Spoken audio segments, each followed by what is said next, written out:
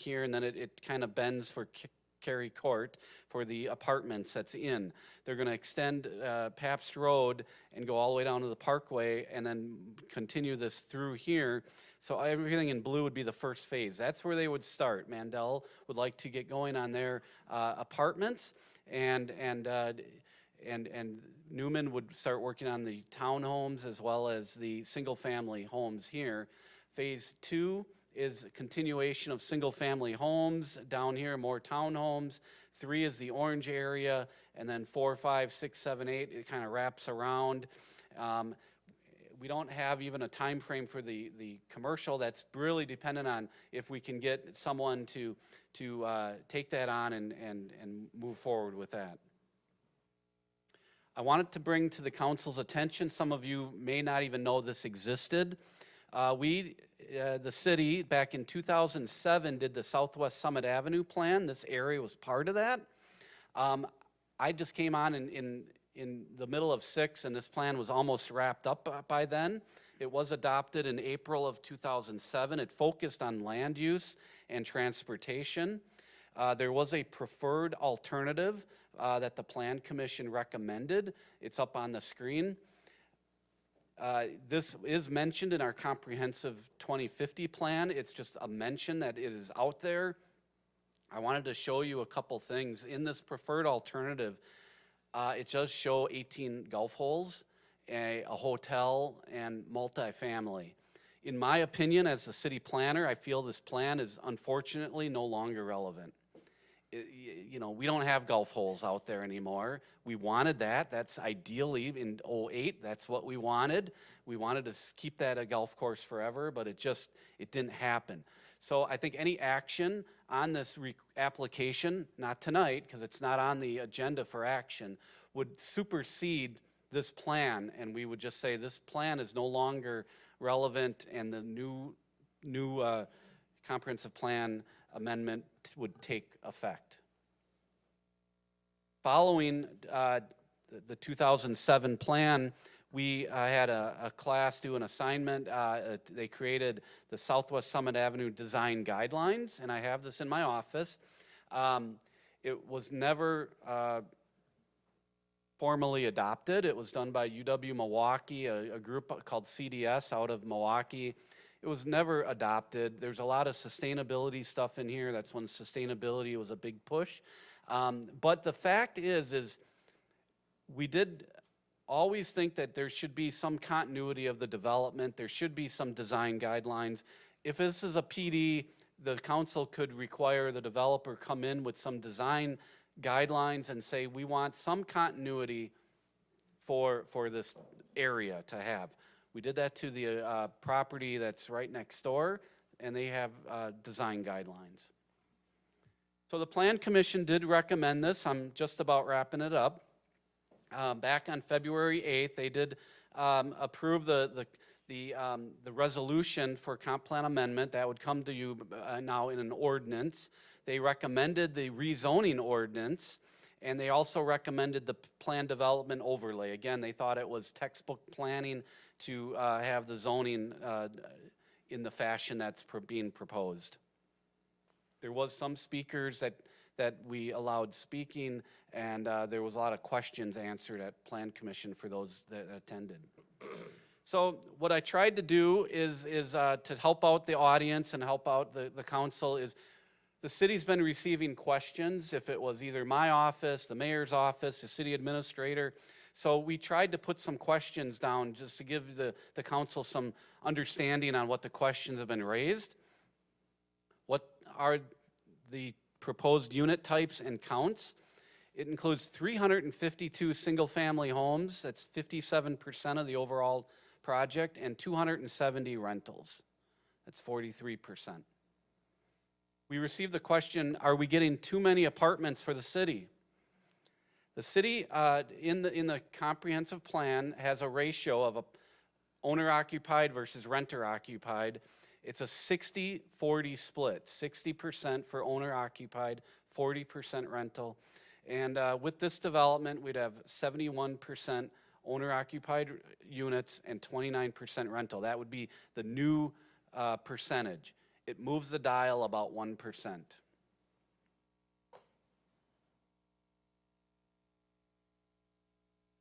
When was the Olympia Golf Course planned for this residential, and what was the unit count? Well, I kind of covered some of that, but I went back and looked at historic zoning maps because I've only been here 17 years. It goes over 25 years that has been zoned, those three big chunks. I found maps from the early 1990s that had various things on there. UR, that's urban, or UR10, urban residential, 10 units per acre. So 80 acres, that'd be 800 units. So, but the current zoning allows for 640 total units. So over time, it's changed from an R3 district to a UR10 to today it's RMH. So it's been zoned multifamily. So keep that in mind. What is happening to the ski hill? Well, I mentioned the developer is working with interested parties to utilize and operate the ski hill. Finally, whenever we have a big residential development, we talk about the schools. And we reached out to the superintendent and we asked him, about this. And, their response, as I've told the council before, they are aware of this development. They've identified this as a potential growth area in their long-term forecasting model. According to the district, they've seen a decrease in enrollment over the past 5 years, but it has since now been stabilizing. The proposed apartments will add very little enrollment to the schools. They have numbers, they track all the large apartments. They just don't get a lot of students out of the apartments. Steady residential growth helps the school district maintain enrollment numbers, as each new single-family home generates an additional 0.6 students. Jason, can you go over the information that we received before the meeting regarding the schools comment? We did receive another update from Superintendent Dr. Michael Serino, and I'll just read it for the record here. It says, this development would not necessitate the need for additional space at either Silver Lake Intermediate or OHS, but it lies within the Summit Elementary attendance boundary. For Summit, our current enrollment projections indicate that attendance at Summit would reach its functional capacity in the next 5 to 10 years. Should that occur, we could manage capacity through some type of enrollment management approach, reconfiguring existing space, adding space, or a combination of all of those. Continued development in the Summit attendance area could, underlined, result in the need for additional capital expenditures. Given the variables, timing, and numbers of those who enroll, and the amount of developable in that area, I don't know we could attribute that to a single development.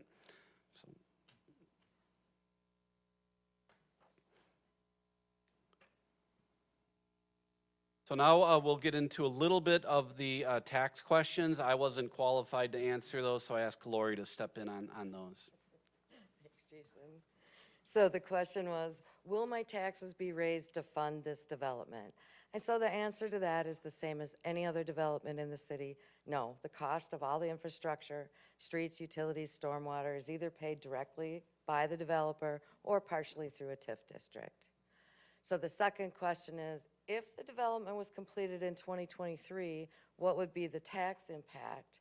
And what are the impacts to city services and the Western Lakes Fire District? So the answer to that really is the estimated value, the estimated tax value of that development is $240 million. So the increased value impacts your taxes in two ways. First, the legal levy limit. Because of the increased net new construction, the levy could be increased to pay for the services that are needed. And secondly, that increased value of that development adds to our overall assessed value, which in turn lowers the mill rate. So in this example, if we had, and this is a very simple way of putting it forward, if this whole development came in 2023, the whole 240 million, using our only current known numbers of the 2023 budget formula, the city levy could increase by $900,000, but the mill rate or tax rate that people see would decrease from what it is currently, $5.11 this year, to $5.02, and that's really due to just that additional assessed value coming online and spreading that levy amount over a larger value. Okay, thanks. I'm the last one, just so everybody knows. So, there's questions about the golf course, what happens if the parkway were to get connected. There's been conversations between the developer and the golf course. Golf course would work with them and would have to reconfigure some of their holes, but they would be able to do that and not have to take the golf course offline while they do that. So they would be able to continue as business normal, should the parkway go through. If approved, when would the construction start? We would anticipate that, for sure, you're gonna see some grading and some underground work, as shown up there, the phase one with the multifamily rental units and then some of the single-family items. But there's a lot of grading and underground work that has to take place before they're constructing anything. And then, the question we'll hear a lot tonight is Mackenzie Lane. So the 1994 plat for Briarwood did show Mackenzie Lane as a stub street in the subdivision as it appears now, but it also indicated that it would extend in the future into the golf course and tie in there. That was also shown on one of the slides that Mr. Gala had. So based on this, the subdivision layout that we're seeing here tonight does show that connection. Now, this has not been completely engineered. We have to do traffic analysis, so there's additional work to be done before we end up with our final design. So thank you, and we'll then, Mayor. Move on. Again, thank you, Mr. Gallo, and thank you for staff for bringing all those issues to the forefront. So we're going to start the public hearing. And in the public hearing, please come up to the podium when I call your name. Please state your name, your address, and what municipality you live in. And you'll have 3 minutes. I have a little time clock on the computer here, so if you can try to keep it to 3 minutes, we'd really appreciate it. So we'll start off with Michael Rambola. I'm not sure if I pronounced that. A little hard to read.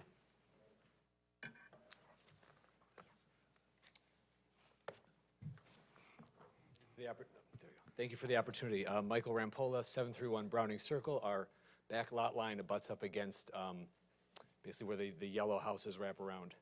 On Browning Circle, off south of Thackeray Trail. One of the things that we're most interested in is understanding that 25 to 50 feet that was discussed earlier and what was going to be wrapping through there.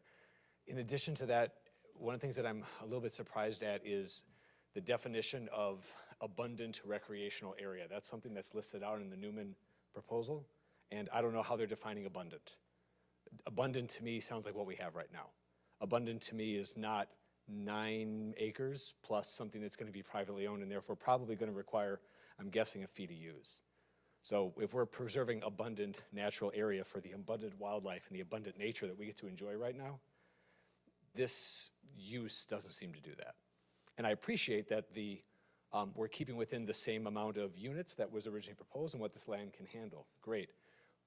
It certainly seems to me that we should be able to therefore preserve more additional natural area as well. Thank you. Thank you. Scott Brooks.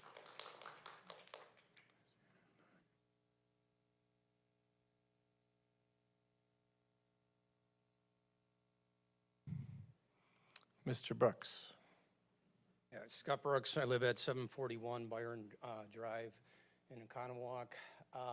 I'm one of 19 houses that are located on the north side of this property. This property has been kind of an eyesore for the city, but there's some things we got to consider here. The people that purchased that properties, some of them lived there when that golf course was there. Some of the people that lived there have purchased that property. And I think this is going to boil down to a few things. Our privacy. We had a golf course We didn't like golf balls hitting our houses, breaking our windows. Totally understand that. We have drunken golfers coming on the golf course and coming onto our property. Now this property has houses buttoned up against our property. We have trees. We got to take into consideration the wildlife. We got cranes coming in. I love sitting in my backyard seeing the cranes. I love seeing the three-legged raccoon that we have that lives under my deck, or the possums that come out. And we're not taking that in consideration. I have a fallen tree in my backyard. I was gonna cut it down, but it's laying there and it's still growing. So we see the wildlife that's on here, and that's the property we have. Nobody wants to come in there and put a property and it's gonna affect that.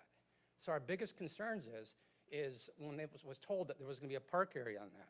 Well, we got now people walking through our yards to get to the golf course to walk their dogs. We're gonna have more of that coming in. So our privacy of these properties are being affected. Our concerns is, this is big money. We're not gonna win.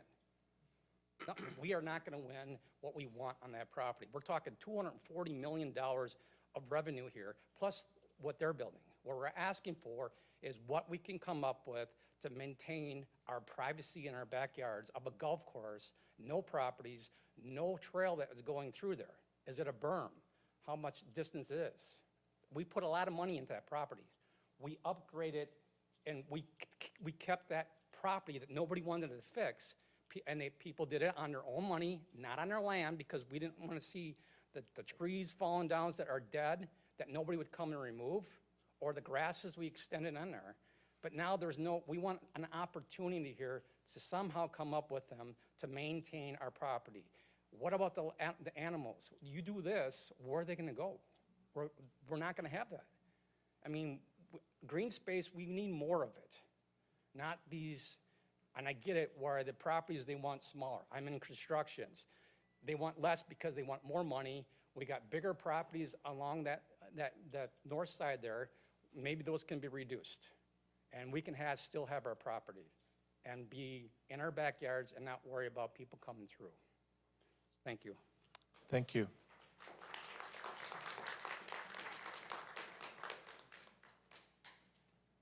Jennifer Hutton Rampalda. Harrison and Grayson. All right. Hi, Harrison and Grayson. How you doing, guys?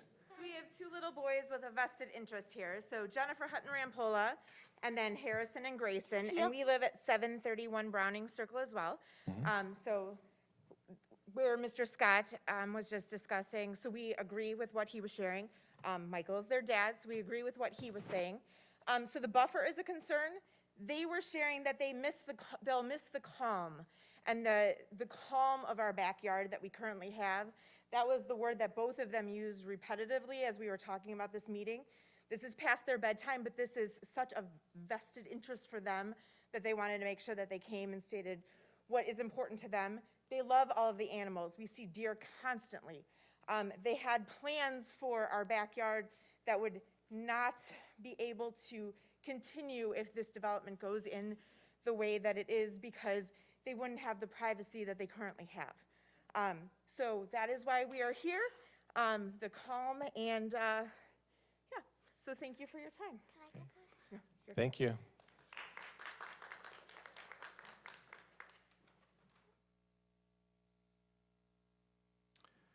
Kella Quinones. I don't think I did your name any justice. Chella, and I'm from 727 Browning Circle. Thank you. I've grown up there pretty much my whole life. We've had the golf course. I used to play soccer there. Currently, I'm a student at UW-Madison. I'm studying environmental studies, actually, and landscape and urban studies, which is essentially like planning. And I think it's interesting that you said like sustainability is a thing of a past, because that is very much still a principle of city planning and planning in general. I'm also just like concerned about the wildlife as well. And I'm also concerned about environmental degradation and natural resource depletion. As you know, Waukesha right now is trying to source their water from Lake Michigan. And it's not only because that there's radium in their water, but it's also because their underground water aquifer is actually depleting. So they have to anyways. So I'm just confused. Are you guys asking the important questions about infrastructure in the future? What is it gonna look like in 10 years, are we gonna have enough water? Are we gonna have quality green space? And I just think it's interesting because this is a massive project, but there's also been many other massive projects that have been completed in the last couple of years. And it seems like things are being taken from us and taken from us, but nothing is being given back to the community. We only have Nature Hill and like Fowler Park and then like kids parks. Why have we actually invested in a new community like Conservancy or a large natural area? And I guess I'll leave it at that. Thank you.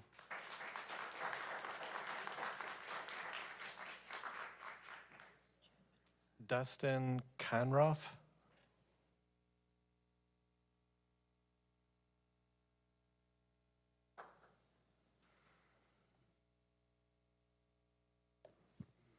Thank you, guys, and fortunately, we live in a democracy to be able to speak at a place like this and have some freedom of speech.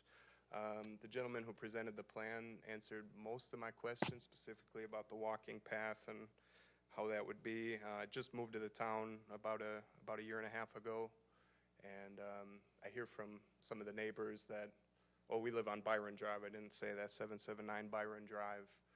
And so the north side, and understand that when snow melts, we get quite a bit of runoff that comes down and kind of floods out the houses and some of the yard. And so we're just a little bit worried about with the extra houses, the extra cement, blacktop, what that's going to do to that runoff and how that land would be graded. That's really about it. Thank you, guys. Thank you.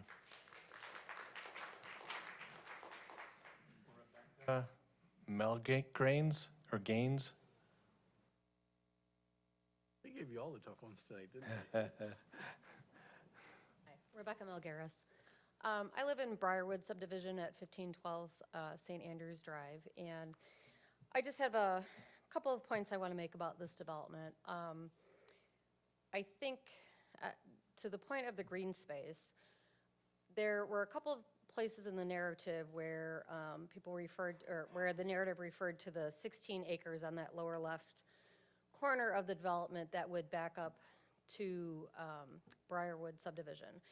And I mean, I want to call that out as not actual recreational green space, because it's clear in the narrative that the plan for that green space is to sell it or give it to Paganica or whatever, if and when Oconomowoc Parkway goes through. So I don't think it's legitimate to call that recreational space for the use of the public. It seems like that's not going to be the case.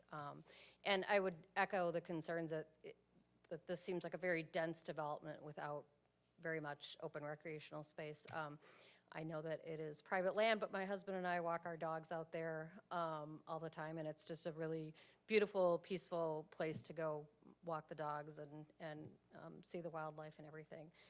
I'm also concerned about the throughway with Mackenzie Lane. Our neighborhood has been there for about 20 years, and we obviously don't have traffic that runs through there now. You would be going from a neighborhood that is presumably going to have sidewalks into a neighborhood that has never had sidewalks, which is different than when you look at like the Paps Farms connections, the new Paps Farms and the old Paps Farms. You're going from one neighborhood with sidewalks to another neighborhood with sidewalks. Similar to the development that went in across the street from Paganica Golf Course, it connected to the two neighborhoods, but all of those neighborhoods had sidewalks. In our neighborhood, I mean, people walk their dogs through the neighborhood on the street all the time. Kids ride their bikes and play on the street all the time. And I'm very concerned about what that additional traffic would look like coming through Mackenzie Lane. I know even with the traffic we just currently have, we've asked for speed bumps for years and years and are told that we can't have those. So I can only imagine what it's going to look like with 600 additional units and not a whole heck of a lot of access to that area.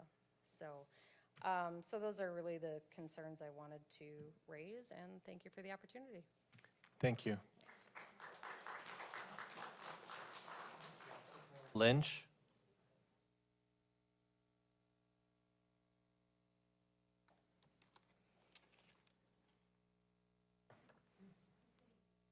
My name is Jessica Lynch. I am a Summit Elementary School teacher, and I live at 811 St. Andrews Drive.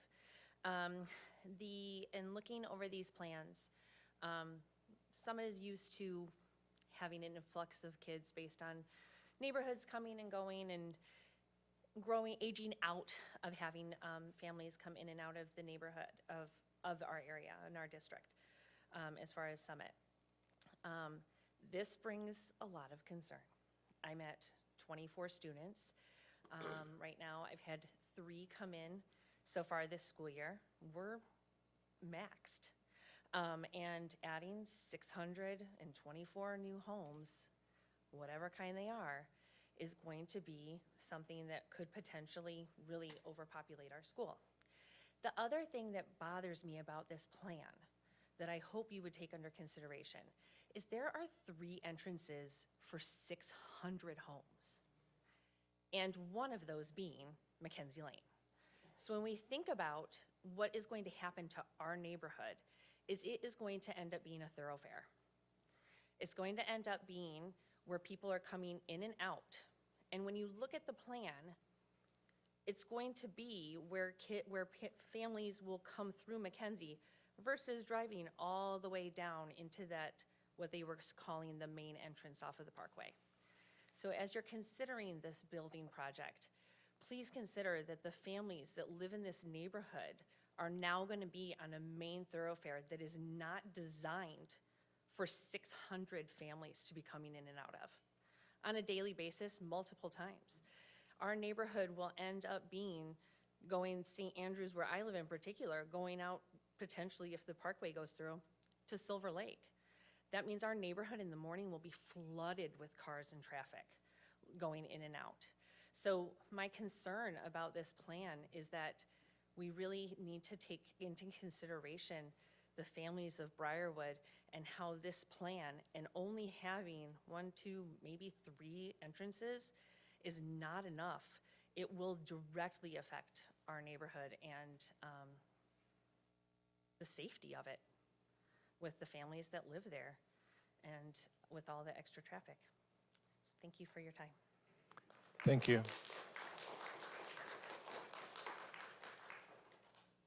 Robert Nussbaum.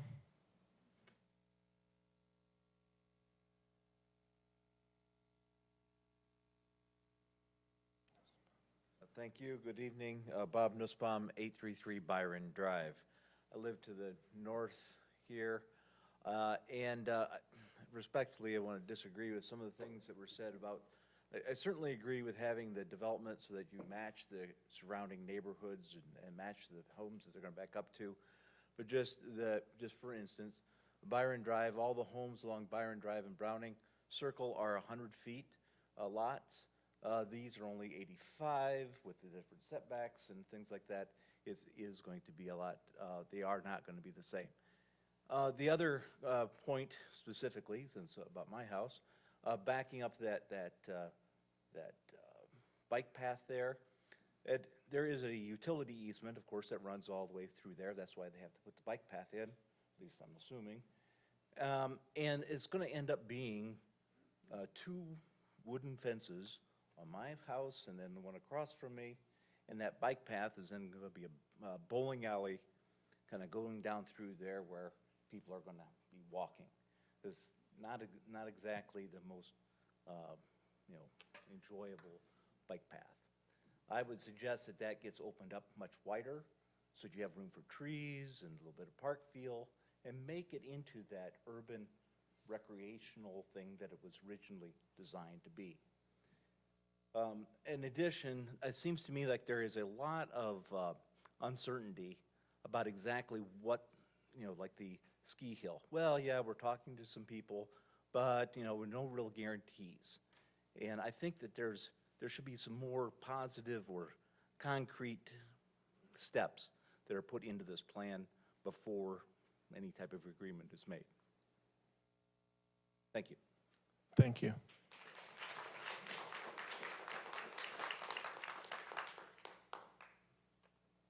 Tedder Andrea Komenish? Komenish, I'm sorry. Right? Welcome. Good evening. Thank you, by the way, for the presentation and the information. Really appreciate all the knowledge that you've given this evening. A couple things I'd like to bring up. First of all, we very much agree with some of the other discussions talking about reducing the density of the area. If you look at numbers, and I looked this up, the projected population of the city of Oconomowoc is about 18,000. If you look at the number of, units here, let's say 600, on an average, there might be 3 people in each of those. That is then, looking at that amount, that would be an increase of what I understand to be 10% of that 18,000. That's a lot of people. Another thing I want to discuss too, by the way, my address is 803 Byron Drive, also on that northern edge. We have had, when this was still blighted, it's still blighted now, we've had a lot of people come through our yards to get to the area back there to walk around. So I'm very much concerned about the security and the access of that walking path. Where are the people going to be able to access that? If there is no close by access, is that route then from Byron Drive as an example, are people going to do the shortcut through my lot? From a security perspective, I don't feel that that's right. I think that there has to be some thought given to privacy and access for that walking path. Also, we want you to concern yourselves too with that berm discussion and the landscaping on that side of the zone. I don't want it to be, okay, the landscaping is going to be on the south side of the path and not on the north side to hopefully prevent or try and minimize potential walkers, or in a bad situation, someone who's trying to, do some sort of a bad situation, robbery, whatever, right? We want to make sure that it's a safe area. Another thing I'm concerned with too is lighting. We really have to look at, certainly the safety, but we also don't want super lighted security lights all over the place. Looking at, the way the lighting is in our area, if you have the lighting for the big street lights where the intersections are of the, probably where the roads come together, and then maybe have a consensus on each individual house having a smaller light that's not so bright and not so disturbing to our privacy on the other side there, and also the privacy of the people purchasing the properties. That's, okay, I'm done. Thank you. All right. Thank you. That's the first time the alarm went off. It's a new computer, so I'm sorry if that was offensive. Angela Christensen.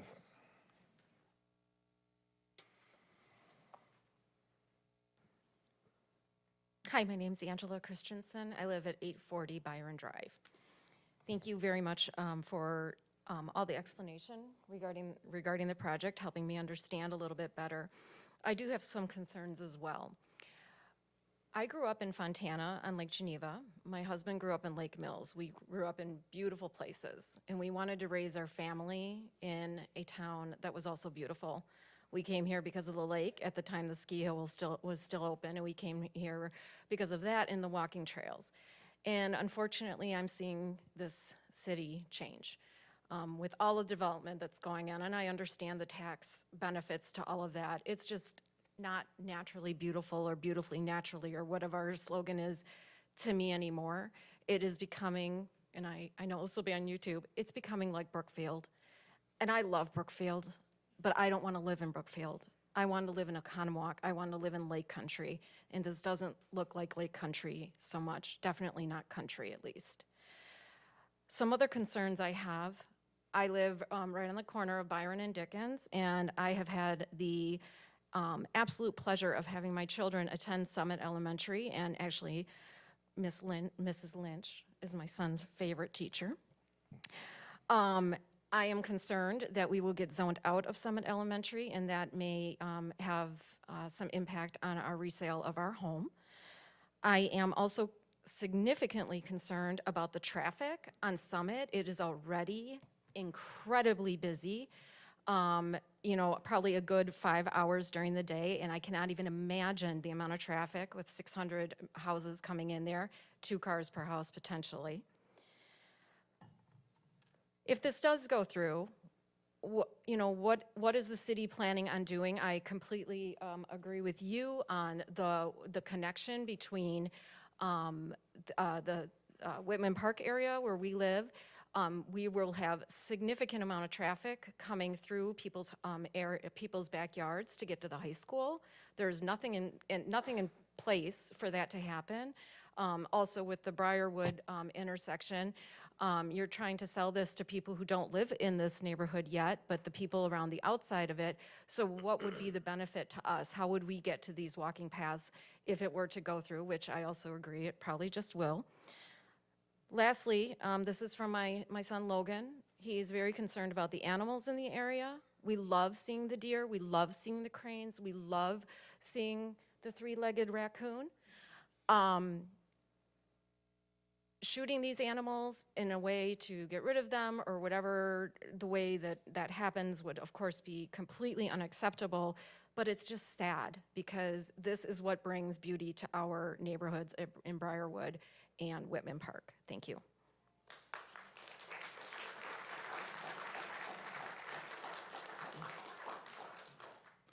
I think it's Trevor Stiles.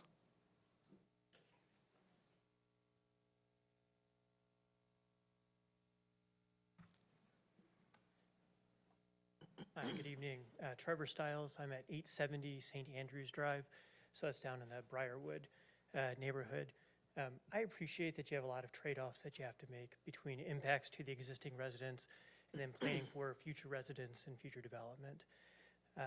There is some low-hanging fruit here that does substantially reduce the impacts on some of the existing residents without hampering future development. I don't want to be duplicative with what other people have said, so I'll just add 2 things here. One, Mackenzie Lane has come up a couple of times. If you're not familiar with the area, I would encourage you to go there and take a look at it before you approve this. I would encourage you to keep Mackenzie Lane closed, particularly during construction. It is about 60 feet wide at its widest. If you see Pabst Road in the extension, those are between 80 and 100 feet wide. So Mackenzie Lane is a very narrow neighborhood road. It has no sidewalks, has a number of young families along there. So the construction impacts of 7 to 10 years of dump trucks and whatever else driving down a very narrow city street, this is, it's not a good situation. So I would encourage you to consider that impact when you're approving this.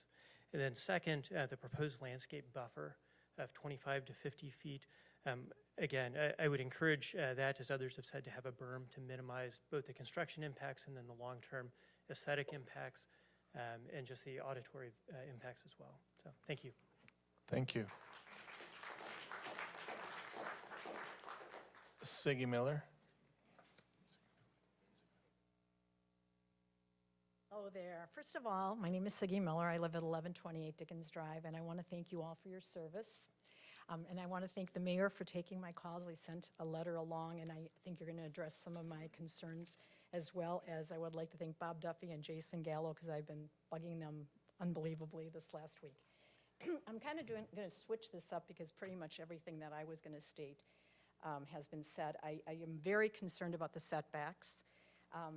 You know, the setbacks are there for a reason, and I think those setbacks should be a minimum requirement, not that people can come and have these setbacks reduced. They should be minimum requirements, and especially the 90 feet to 31 feet just has got me, like, it seems unrealistic that that could even be considered a width of a property. Another thing that I guess I'm switching this up now, another thing that I'm really concerned about is a previous council and a previous administration, they had talked about this plan about possibly redeveloping some time ago. I know this is landlocked, you're not going to get a lot of streets in here, or segues through, but because they mentioned that, you know, possibly with Conowalk Parkway, Paganica could possibly take part of this land and make it into a couple more holes. So my concern is, well, if Paganica can take some of this land and make it into a couple more golf course holes, I don't understand why we could not redevelop this as a golf course. That to me, when you say this is going to be done in nil, why? I mean, my son worked at Erin Hills when Erin Hills was nothing, and they developed that into such a beautiful course, and then they redeveloped it. So to me, it's like, how can you say that this can't be developed into a golf course once again? Which granted, we all knew that something was going to happen here, and most likely that it was going to be housing. But it just seems right now Oconomowoc has so much housing, so much happening. I kind of look at different areas like Neshota Park. Wouldn't that be nice to do something, the city could do something here? Why do we have to sell it as all one big, huge unit? Why can't we segue part of this? And I'm going to get back to a couple of the notes that I was going to say at the beginning and I didn't. I've been in Oconomowoc for over 60 years. This used to be the Onish farm, and it used to be like nothing was from, I have the great pleasure of living next door to the old Mayor Fody, who was one of the developers of our Whitman Hills. And this was like, when we had Whitman Hills developed, this was like a new big thing on this side of town. Nothing else was there. And then in '72, when Scottsland opened up, that was a big to-do because nothing over on this end of town had ever been developed. And these people all purchased those properties in Whitman Hills along a golf course that was built in 1973. And at the time, my husband and I were looking to buy one of the lots. And we couldn't afford the lots on the golf course because they were significantly more than the lots across the street. So we don't live on the golf course, we live across the street.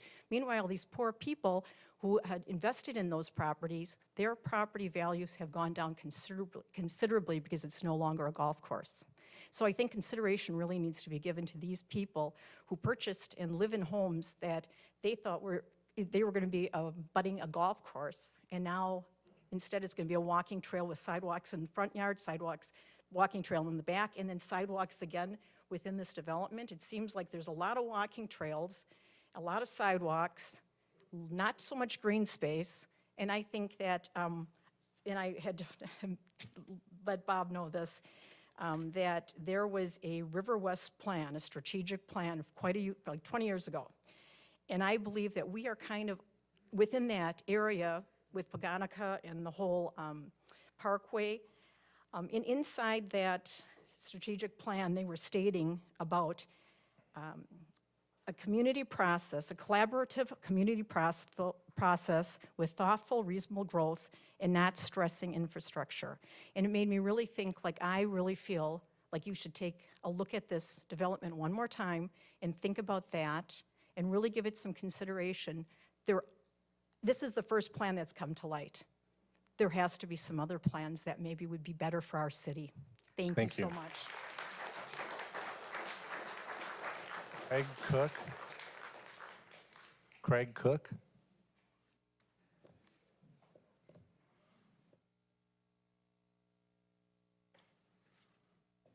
Hello, I'm Craig Cook, and I live on 815 Byron Drive, and I used to be on a golf course. And thanks for all my neighbors here for saying all the things that were in my notes, so I'll just basically reinforce the things that they've already said.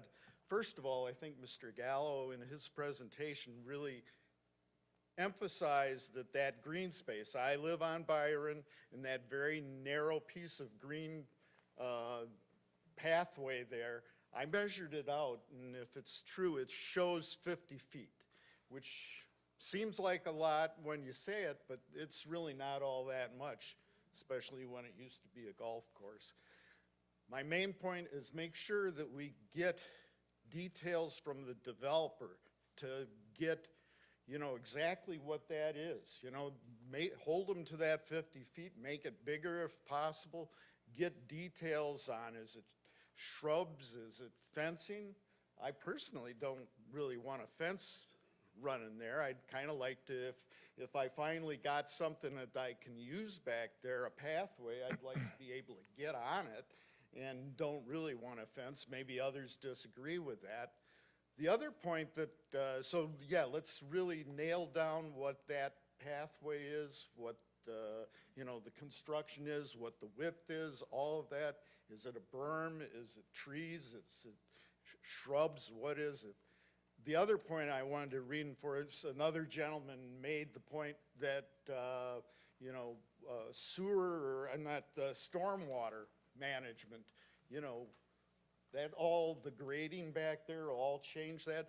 I sure don't want a yard full of water because they've regraded that area. So, that's all I got. Thank you. Thank you. Robert Monette. Mayor, only to answer any questions that came up, I'm here representing Okay, thank you. Denny Zhang.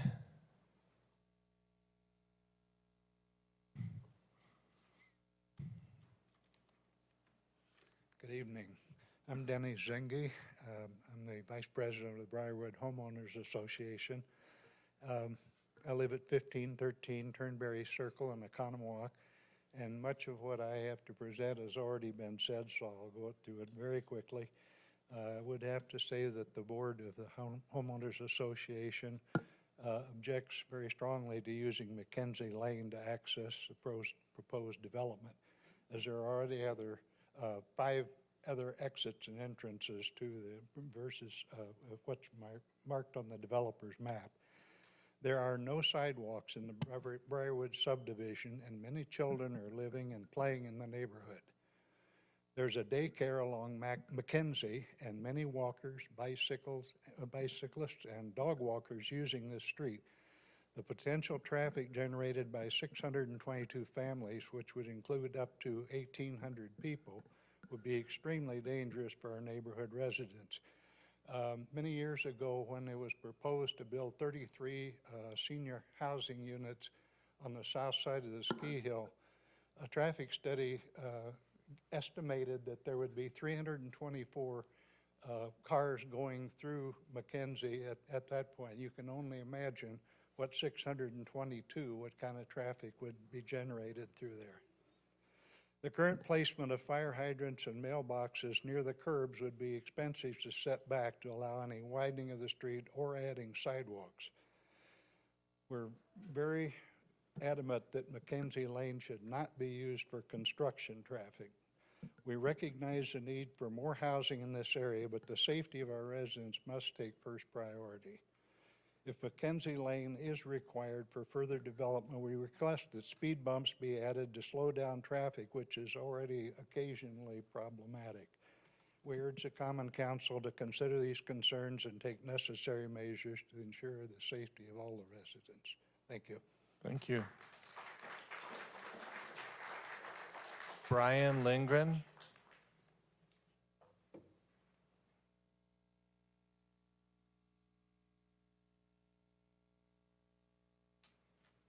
Good evening.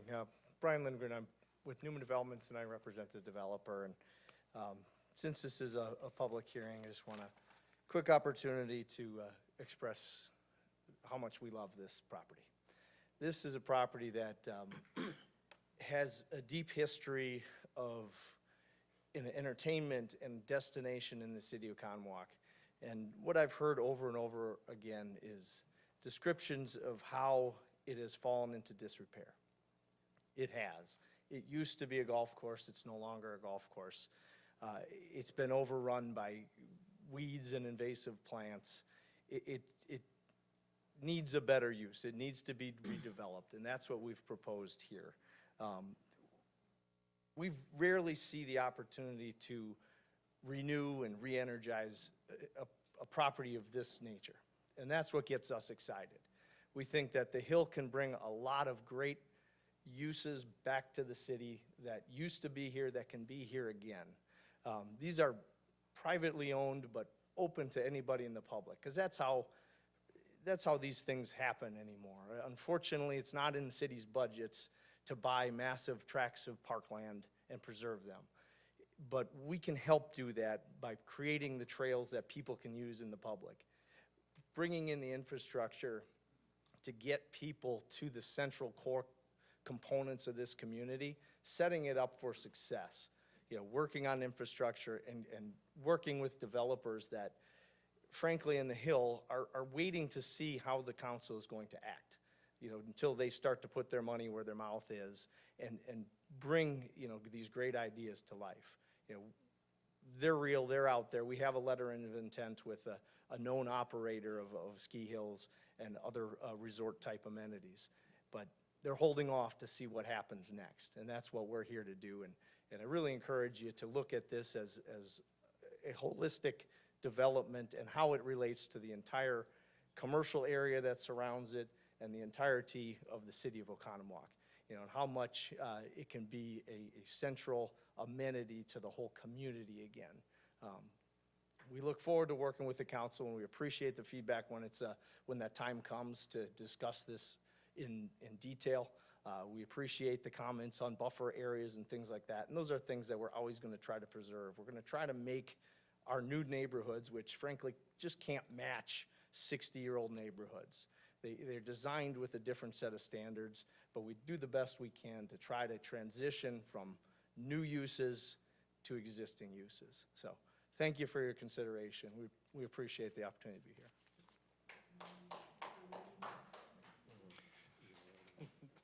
here. Yeah, I have no additional blue cards, so this is will be the end of the public, we do, we have one.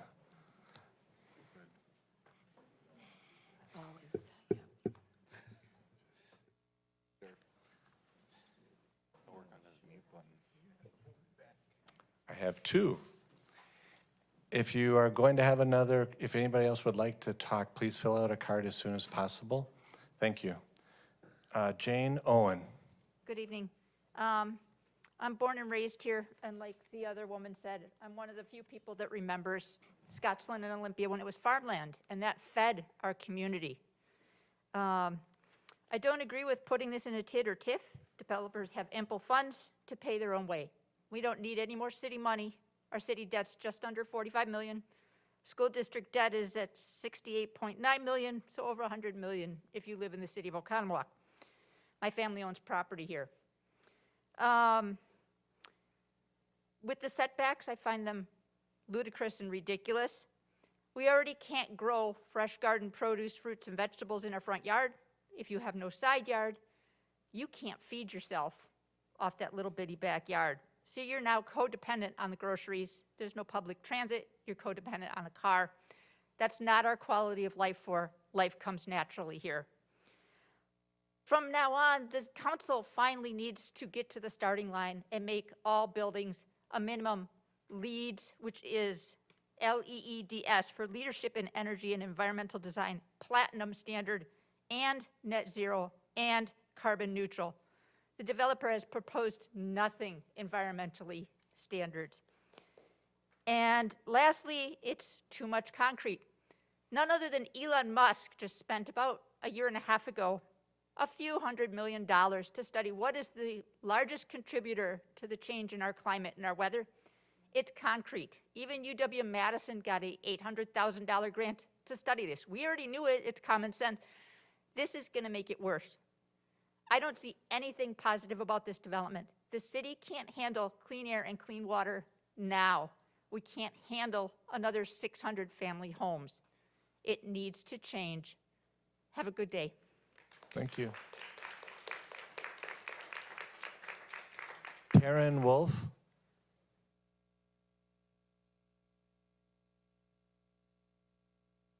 And if anyone else has any cards that has not spoken, please fill them out.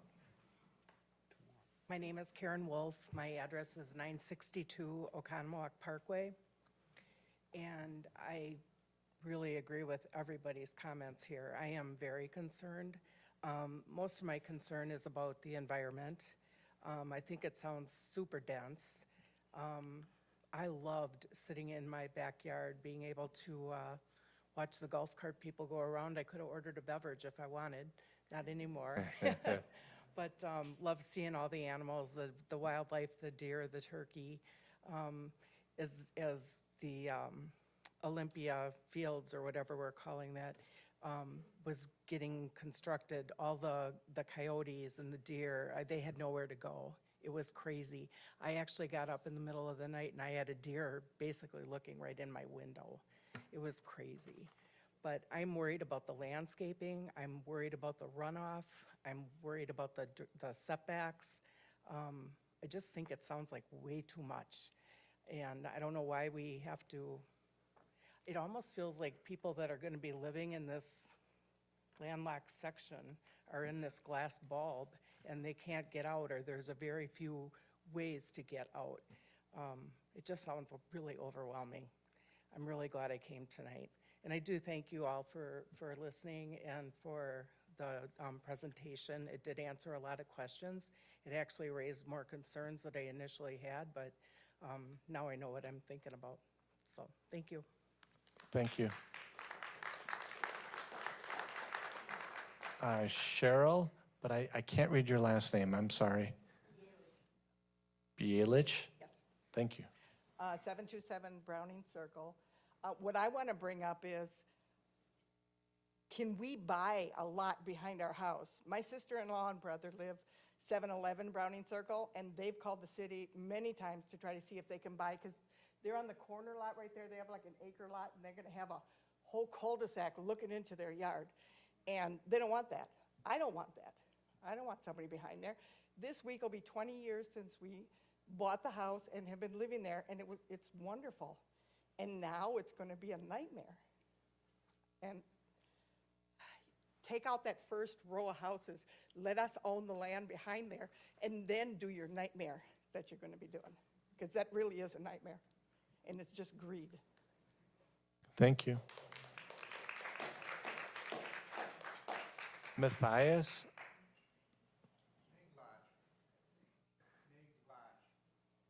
Meglash, thank you, sir. Come on up. Matthias Meglash, thank you. Matthias Miglash. I live at 1061 Regent Road. I actually live within walking distance easily of that hill. And I would love to see it. I'd love to be skiing on it again. But as I look, and I look at the comments, and the original plan that was raised, this property does not have the infrastructure around it to handle this big of a project. It just, I mean, Mackenzie, oy, oy, oy. I mean, you got to find other ways in and out other than just the ones that are here. I noticed on the side, it seems to be a road over there. I don't know which one that is, but it's hardly utilized at all. But it's the one road that doesn't seem to have much in it. But Mackenzie Regent Road, I'm kind of curious what's going to happen to it with the ski hill there. This project, they're just trying to get stuff, too many houses in here and too many people. Thank you, sir.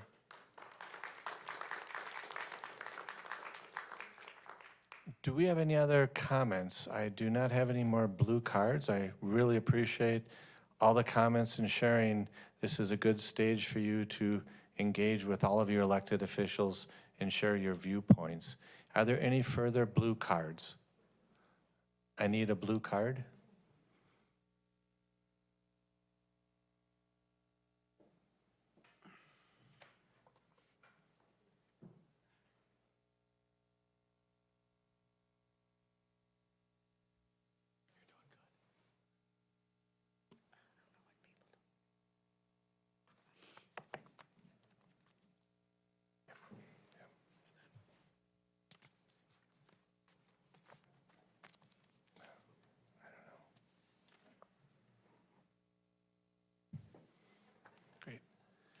Mary Burke. Good evening. Thank you, everyone, for your service. I really appreciate the opportunity to speak here tonight. I live at 845 St. Andrews. Mary, I'm going to have you, if you can go up to the microphone that way, Sorry. because we are taping this. Thank you, and my Thank name you. is Mary Burke, 845 St. Andrews Drive. I appreciate the being free enough to speak how we feel.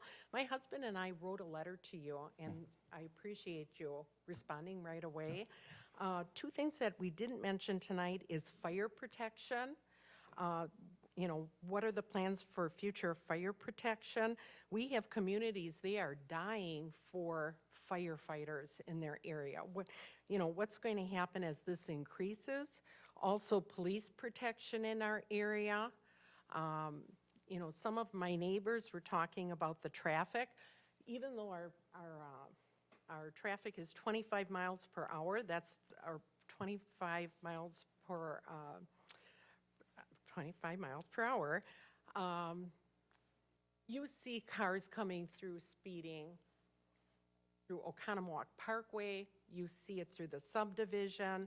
I worry about the little ones, the animals, and this is just going to increase with, all these new units. And the other concern I had was having it look like a mid-century track home in the future.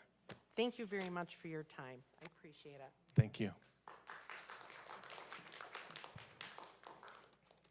Any more blue cards? So I want to remind everyone, again, thank you for coming. There is no action item on this development or this proposed development tonight. What we wanted to do is get it out to the public and give you plenty of opportunity to learn as much information as you can, and also to engage with your elected officials. With no further blue cards, we are now closing the public hearing portion of our council meeting tonight. I would like to ask council members, are you good to continue with the council meeting, or would you like a break? Go? Okay.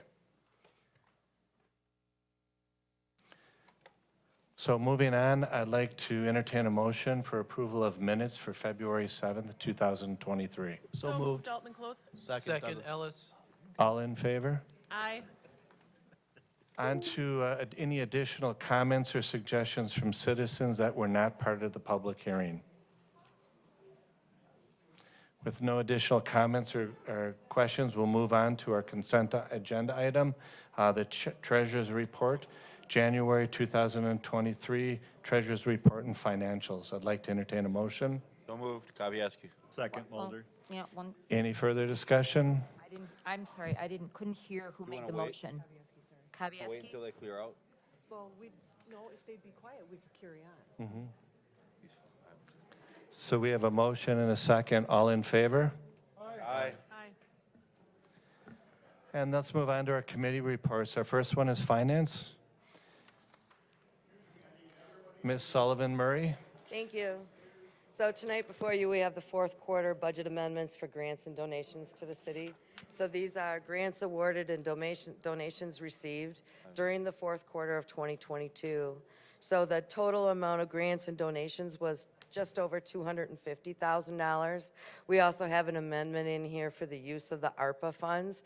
ARPA funds were authorized to be used for lead service lateral replacements. This just records the actual use of them. And then the other major budget amendment that's in here is the true up for the fleet fund. We talked about the fleet fund over the summer and the fall. Basically used their budget allowance through by the end of September. We talked and decided to see what that number is and do one budget amendment at the end of the year. That dollar amount is $161,540. That is for the additional repairs and maintenance for vehicles that we are keeping longer than we used to due to long lead times for new vehicles. That's the majority of the expense. So everything is in the packet. The budget amendment is listed there for you. Any questions? Any questions for Ms. Sullivan Murray? Like to entertain a motion, please? So moved, Kavieski. Second, Altman Cloth? Any further discussions or comments? Call roll, please. Alderman Mulder? Aye. Alderman Shellpepper? Aye. Alderman Kavieski? Aye. Alderman Douglas? Aye. Alderman Altman Cloth? Aye. Alderman Ellis? Aye. Alderman Spiegelberg? Aye.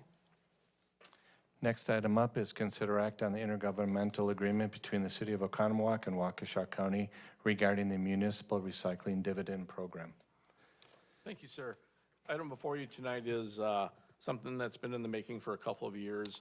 Back in 2015, we did an RFP for services where the City of Oconomowoc switched over to a single stream recycling. Waukesha County worked with us, helped set all that up, and they handle all the recycling material after it leaves here. The city was receiving dividend payments based on the value of the recyclables that they were able to resell, and that worked well for quite a while. Then when we went to the single stream, we actually almost doubled the amount of recycling materials we were collecting in the city, which was also a good thing. But unfortunately, the recycling market crashed. And so then we went for a few years where we were getting no dividends at all from Waukesha County, which was impacting us here. A handful of communities got together, met with Waukesha County, walked through, tried to define some perimeters in as far as financials for the operation of their recycling facility and how we could once again start getting dividends returned back to the communities for the recycling. And that is the agreement that is before you tonight. Any questions for Mr. Fry? I'd like to entertain a motion, please. So move, Kavieski. Second Spiegelberg. Any further questions, comments? Call roll, please. Alderman Mulder? Aye. Alderman Shell Pepper? Aye. Alderman Kavieski? Aye. Alderman Douglas? Aye. Alderman Altman Cloth? Aye. Alderman Ellis? Aye. Alderman Spiegelberg? Aye. Under our next committee report for public services, consider or act on resolution 23-R3102, approving the 2022 street construction contract overages. Mr. Herzog.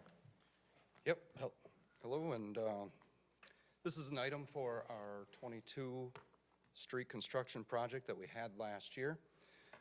What we're considering is the work that contributed to the budget on the contract itself, as it exceeded the 10% contingency that was approved, and the change order that's necessary through our procurement policy triggers us to discuss this for consideration of approval for the funding for this project here.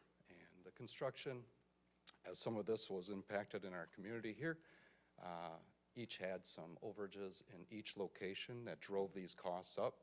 As we discussed, you can see as it's listed here, the construction cost as it was approved after bid last spring, and also continued to be approved was the contingency. And now the final costs are coming in the construction for the work that was completed.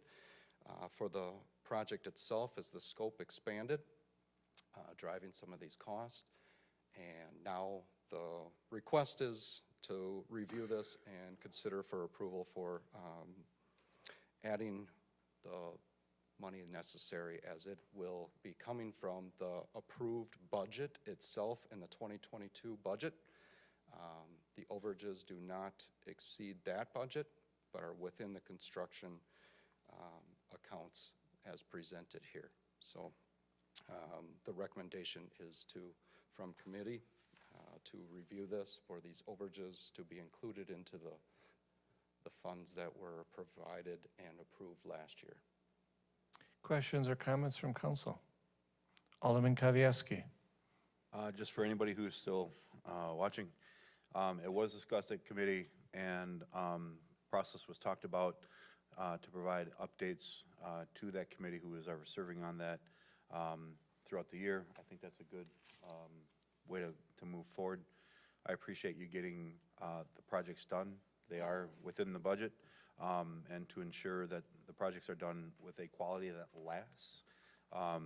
As we've heard from people who are talking, is really important, and it will ultimately save the community and the taxpayers' money. So I appreciate the oversight on that, and I just want to let everybody know that it is within the budget, which is why it's not an amendment, and communication is being looked at to be enhanced. Yep. Any other questions? And I'd like to entertain a motion. So move, Kavieski. Second, Mulder. Any further discussions or comments? Call roll, please. Alderman Mulder? Aye. Alderman Shell Pepper? Aye. Alderman Kavieski? Aye. Alderman Douglas? Aye. Alderman Altman Cloth? Aye. Alderman Ellis? Aye. Alderman Spiegelberg? Aye.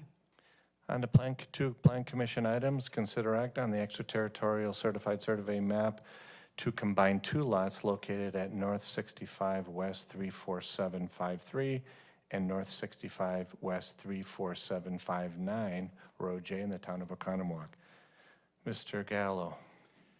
Thank you, Mayor. We have a certified survey map. As mentioned, it's in the town of Oconomowoc. It falls within our extraterritorial plating area. It's about 1.5 miles from the closest city boundary.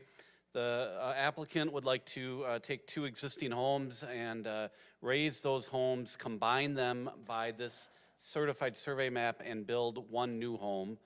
The Plan Commission reviewed it back on February 8th. They did recommend approval. The site would be about 0.57 acres. We have no concerns. We did not do a formal technical review because that's being done by Waukesha County, as well as the town is looking at this. We're kind of a third party looking at it, but we are recommending approval of the certified survey map. I'd like to entertain a motion. So move, Kavieski. Second, Altman Close. Any further discussions, comments? Call roll, please. Alderman Mulder? Aye. Alderman Shellpepper? Aye. Alderman Kavieski? Aye. Alderman Douglas? Aye. Alderman Altman Cloth? Aye. Alderman Ellis? Aye. Alderman Spiegelberg? Aye. On to consider act on a certified survey map for Olympia Fields, dividing Lot 2 of the CSM 12337 into 2 lots located on Olympia Fields Drive. Mr. Gallo. Thank you. As Olympia Fields, commercial area along 67 there develops, they're getting tenants, and this certified survey map creates the 1 lot for the VA medical clinic. So that is going through the approval process as we speak, and they need the lot to be created, so this would do that. The Plan Commission did review this request, and they recommended approval back on February 8th. The document was reviewed by staff, and all the technical items have been addressed. We recommend approval this evening. Questions or comments? Alderman Kavieski. Since there is 1 owner of both lots, is that correct? One owner, both lots for the CSM? Correct. So this is kind of a technicality because you can't really. It's Wangard Properties. They are dividing the lot into 2 lots for future development. Yep. So the CSM is kind of a technicality. They can do whatever they want with their lot because they're not asking for exemptions or anything associated with that. Is that correct? Right, but we do have design and standards for signage, architectural look, that type of thing. So they've gone through our architectural commission already, and they've gone through Plan Commission as well. Cool. I'm all for it. Having the VA here is a good thing. There's a couple comments from a couple of residents in my district that that's why I was asking the question. Yep. Any further comments for Mr. Gallo? I'd like to entertain a motion, please. So move, Kavieski. Second, Douglas. Any further comments or suggestions? Call roll, please. Alderman Mulder? Aye. Alderman Shellpepper? Aye. Alderman Kavieski? Aye. Alderman Douglas? Aye. Alderman Altman Cloth? Aye. Alderman Ellis? Aye. Alderman Spiegelberg? Aye. On to new business, consider act on the developer's agreement for the Prairie Creek Ridge subdivision, Addition 6. All right, thank you. Yep, before you is the developer's agreement for the Prairie Creek subdivision.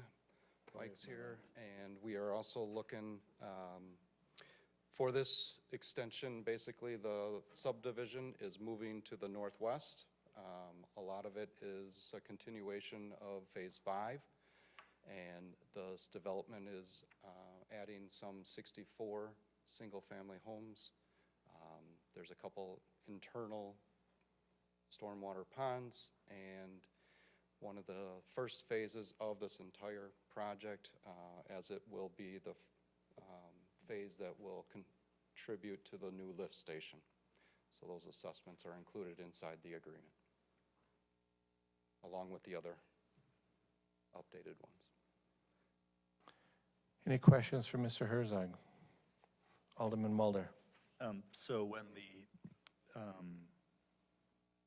5th edition was being done, there was a lot of infill required, which caused quite a bit of heavy traffic last summer. Do you expect there to be a lot of infill needed here? for this property as it gets going?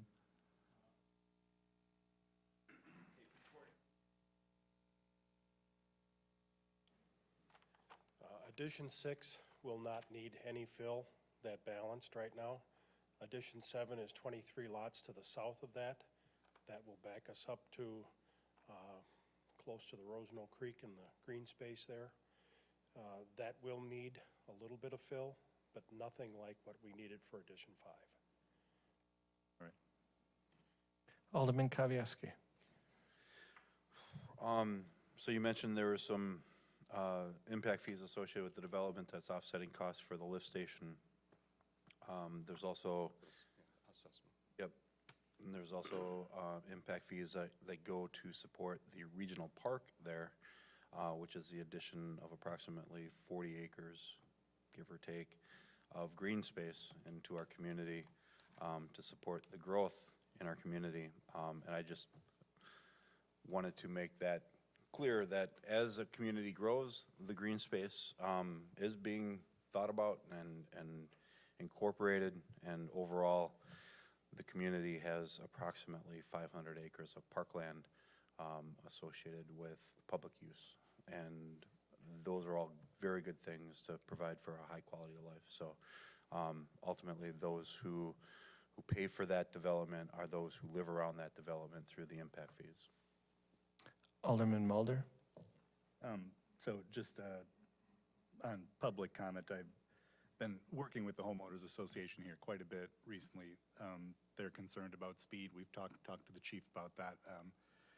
Jason and I have talked about that. So we're going to want to talk about the overall layout in there, what we can do to try to calm some traffic, whether it's crosswalks or things like that. I've observed, I don't know that it's outside of what is normal in a subdivision, but there is going to be a lot more traffic flowing by homes that are already feeling the pressure with their young kids, much as we heard from the last discussion, right? And then there were also some concerns about stormwater ponds in there that were quite steep, and they were having trouble mowing, and the homeowners association is looking at doing their own mowing, and so there's a few things I think we just need to be aware of as we continue to build out and make sure that the current residents that are feeling the push of people going past them. Some of that's addressed in Phase 7. Okay. Yep. Great. Any other comments? Like to entertain a motion? Don't move, Kavieski. Second, Altman Cloth. I'm 100% so far. Call roll, please. Alderman Mulder. Big contest. Aye. Shellpepper. Alderman Kavieski. Aye. Alderman Douglas. Aye. Alderman Altman Cloth. Aye. Alderman Ellis. Aye. Alderman Spiegelberg. Aye. Okay.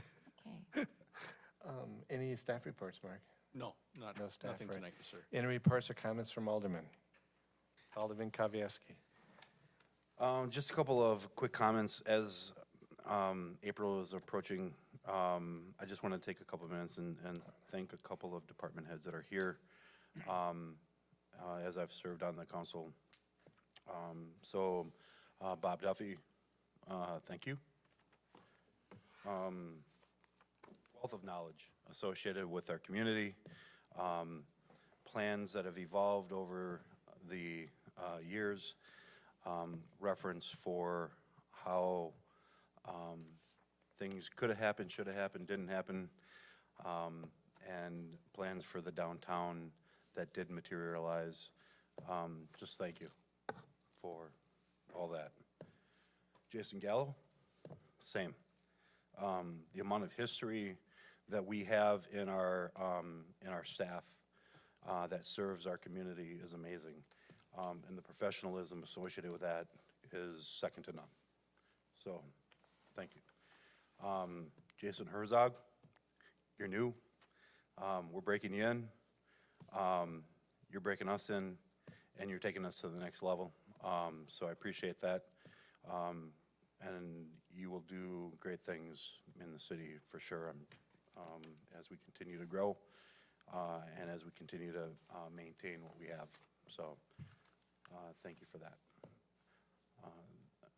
The last comment would be, it's voting day. I see stickers. That's awesome that people are out voting. The numbers of people that vote in the primary are really low. And it's too bad. And I would encourage everybody who has the ability to vote regardless of if it's a primary or if it's a general, if it's a presidential, if it's a local. That is your voice. That is your opportunity. If you don't vote, don't complain. Have a good night. Any other comments? Alderman Ellis. I've been getting some individuals in my neighborhood that's been talking about garbage and trash. If you guys can go ahead and look into that. I did email you on that, okay? Yep. Thank you. Great. Alderman Altman-Cloth. I'll make this quick. Just wanted to say just how grateful I am for our Oconomowoc Police Department. This last weekend, the chief allowed me to do a ride-along with 2 of our officers during second shift, and I knew coming into this that there was a need for more officers on our street, and it was quite an eye-opener of, we need more. And I was just very impressed with the different officers that I got to interact with between second and third shift, and you have a good crew. Great. Any other comments? Alderman Spiegelberg. I'd like to take this opportunity, I think I can speak on behalf of all the council members, to tell Captain Pfister condolences and sympathy on the passing of your father. I said chief, I said captain. See, I do this, no, because when I came on council, he was captain, it was like captain to me, captain, and Chief Berger, so he knows, he gets me. Any other comments from Alderman? No? Okay. I have a brief comment from the mayor. Just wanted to let you know I have a new laptop. So if you see me here, I'm trying to go paperless, both with all council meetings, committee meetings, and the plan commission. So I've been testing it now for almost a month. Still want to keep doing it, and then I'll give a report back to you guys. To me, it's a really good cost-saving measure, but it is a transition from paper to just completely digital. So that's what I'm doing. If you see this laptop with me, I'm not watching movies or anything like that. So any other comments from the audience? Thank you so much for coming. I'd like to entertain a motion to adjourn. So move, Kavieski. Nobody second? There's no second. Second, Alderman Cloth. All in favor? Aye. Thank you.